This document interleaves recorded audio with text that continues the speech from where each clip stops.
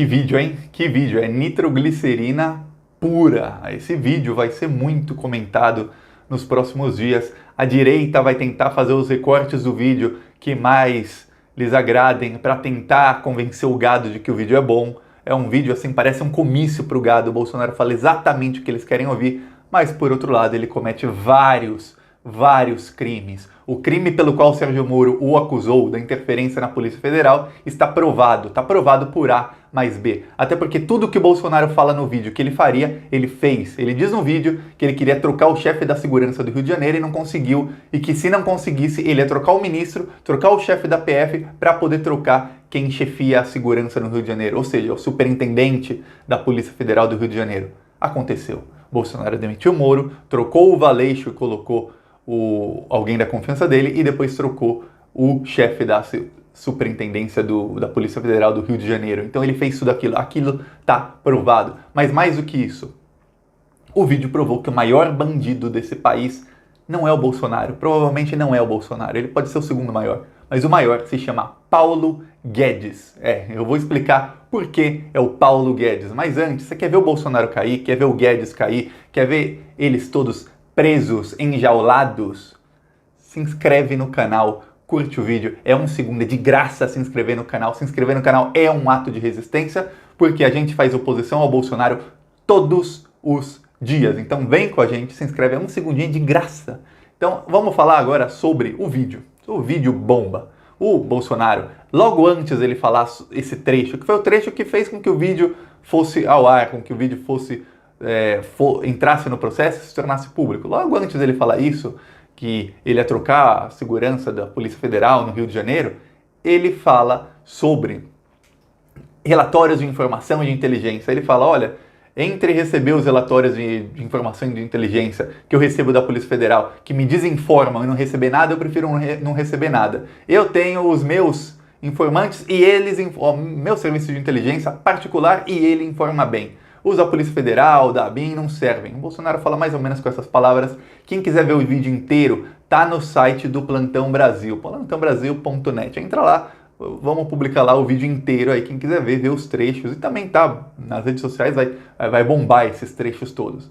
Pois bem, a pergunta que não quer calar, que eu vi muita gente se fazendo, é qual é esse sistema de inteligência pessoal particular do Jair Bolsonaro que ele diz que esse funciona? Quem é? Gente, ninguém nasceu ontem, né? Eu tava falando aqui ontem num vídeo, uma denúncia de que em agosto do ano passado a Polícia Federal vazou uma investigação sigilosa, que estava ainda sob sigilo, ninguém poderia estar sabendo daquilo, e foi vazado para o Flávio Bolsonaro e para o Queiroz. E que eles são tão burros, mas tão burros, que eles entraram na justiça pedindo uma cópia do inquérito, de um inquérito que era sigiloso. E aí o juiz olha e fala, mas como é que você quer a cópia de um inquérito que te citou se o inquérito está sob sigilo? Como é que você sabe que você foi citado? Eles tinham sido apenas citados, não eram nem investigados. Quer dizer, o sistema de informação e de inteligência do Bolsonaro particular realmente é ilegal e funciona. O Queiroz só foi citado numa investigação e eles já ficaram sabendo, inclusive entraram na justiça para ter uma cópia do inquérito para saber o que estão investigando do Queiroz e do Flávio.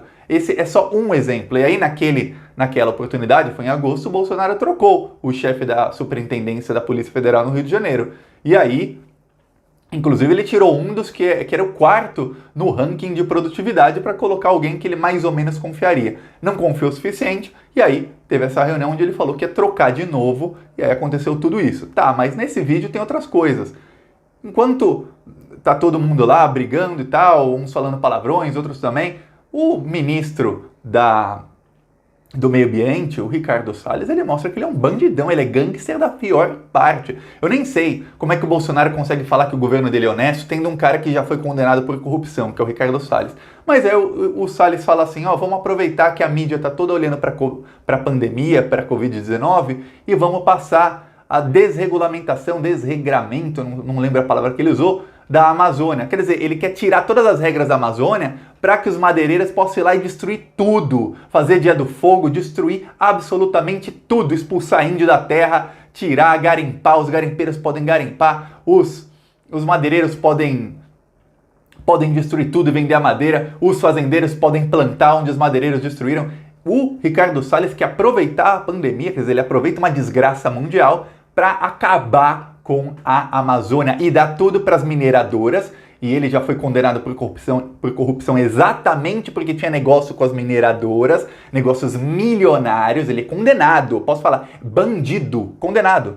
E aí ele queria dar tudo para as mineradoras, para os madeireiros, para os fazendeiros. Quanto é que está ganhando o Ricardo Salles para fazer isso? Quanto é que está ganhando? Quanto é que está ganhando o Bolsonaro para deixar esse bandidão no Ministério do Meio Ambiente? Tá, só um trecho. Segundo, o Weintraub falou que, ele começa falando que ele é militante, não sei o quê, aí ele fala que não vai dar nada certo porque Brasília é um câncer, é um cancro, ele usa a palavra, e que nada vai dar certo, que tinha que prender todo mundo, começando pelos 11 do STF. Isso falou o Weintraub, ele fala isso para o presidente da República, numa reunião em que o presidente da República tem do lado um general, que é o vice, do outro lado outro general, que é o Braga Neto, e tem mais 3 generais nas mesas. É isso que fala o ministro da Educação. O fato do ministro da Educação não ser preso até agora isso é estarrecedor, isso é surpreendente. Ele deveria sair preso. Essa semana o Weintraub deveria ser preso. Mas o Weintraub provavelmente vai cair.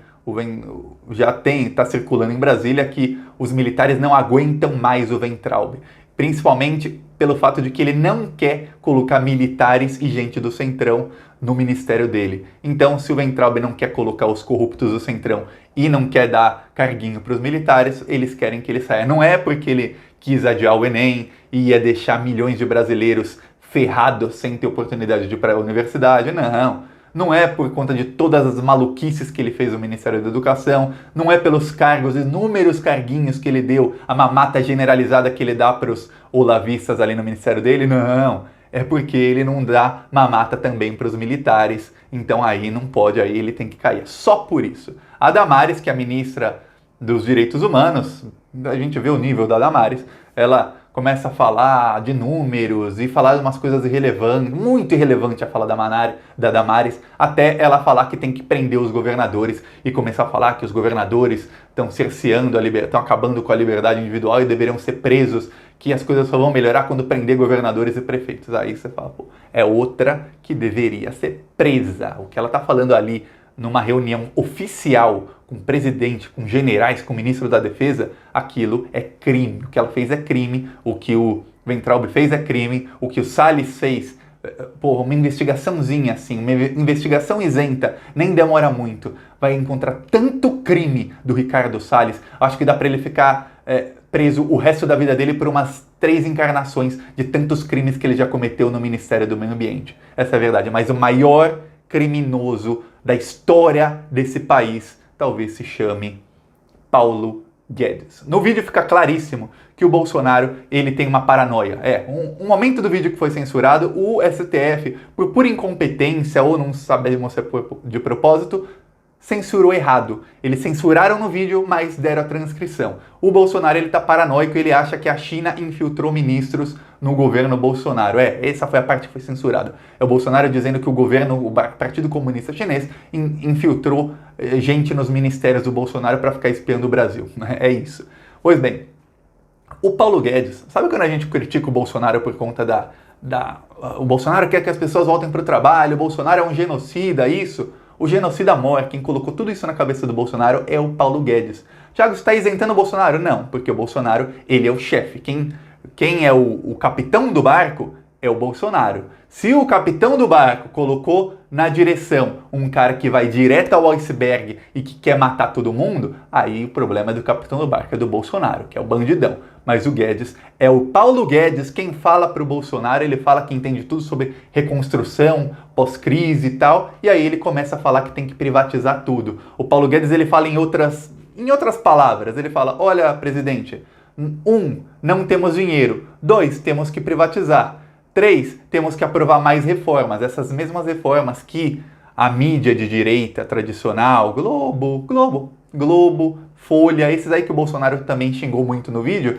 essas mídias todas, elas foram a favor dessas reformas, as reformas que eles disseram, se fizer essa reforma, agora o desemprego vai diminuir, agora o investidor estrangeiro vai vir, agora o Brasil vai, faça a reforma trabalhista, faça a terceirização, reforma da Previdência, eleja um político de direita e tira o PT, faz não sei o que, agora o dólar vai baixar e não adianta nunca. Aí o Paulo Guedes vai lá na reunião e fala, ó, a solução agora para o fim da crise é privatizar, reforma, porque não temos dinheiro. Mentira. Mentira.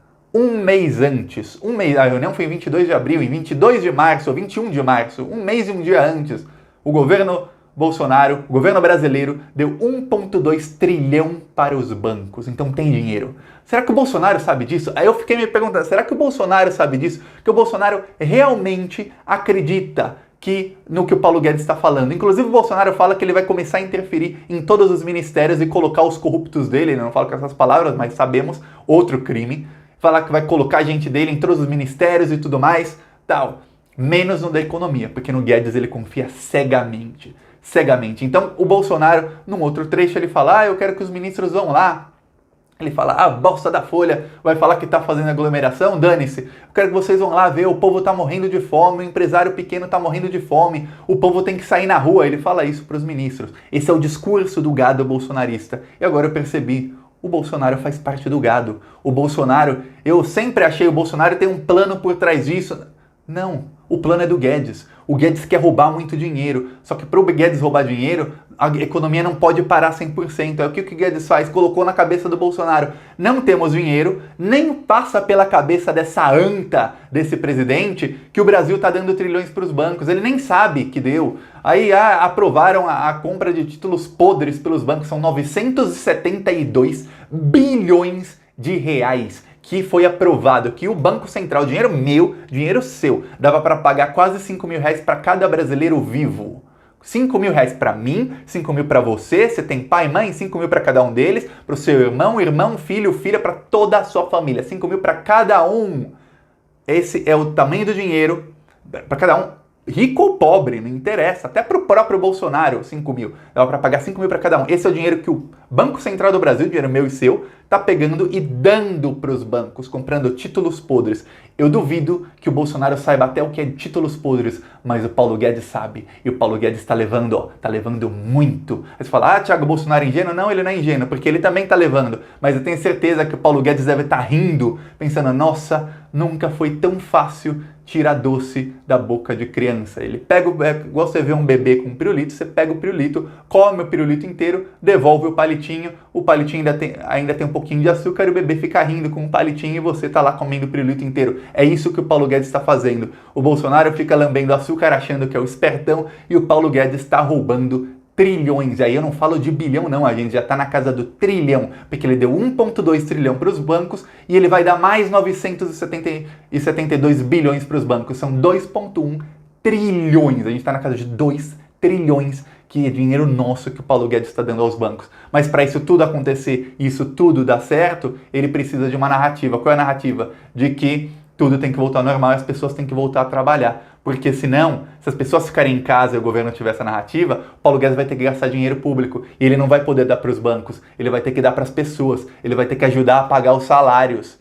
Igual está sendo feito no Canadá, igual está sendo feito na França, na Espanha, na Alemanha, no Japão, na Coreia do Sul. Aí, países ricos, Thiago, é fácil falar de países ricos. No Panamá, na Venezuela, na Argentina, esses países todos estão ajudando a pagar salários e estão dando auxílio para os informais, para as pessoas mais pobres, para ficarem em casa. Se o Brasil fizer isso, não sobra dinheiro para o Paulo Guedes dar para os bancos. E aí o Bolsonaro entra na narrativa do Paulo Guedes e fala, tá legal. E aí entra o Olavo de Carvalho, Paulo Guedes de um lado, o Olavo de Carvalho do outro, os dois bandidões, e os dois colocam na cabeça dessa anta desse presidente e ele começa a política genocida dele. Voltem ao trabalho. Não, há uma cura sim, ó, tá vendo? Vamos inventar que tem uma cura, ó, a cloroquina é a cura. Voltem para o trabalho que já tem cura. Então vamos lá, voltem ao trabalho. Inclusive o Bolsonaro teve postagens excluídas do Facebook, do Instagram, por ficar falando que tinha cura. Inclusive a SECOM,